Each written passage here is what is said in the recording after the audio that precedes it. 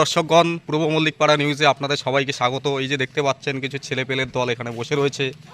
এনার হাতে রয়েছে ফাটা প্লাটার। এটা কিসের প্লাটার আপনারা জানেন কি?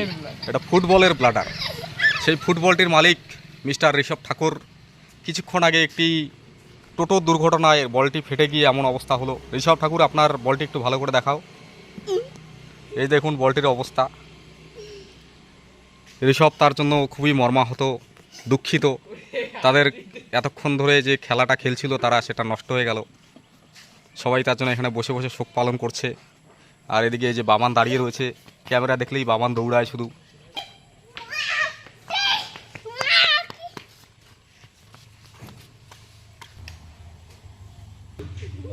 আমি তো প্রথমে বললাম না বোমটা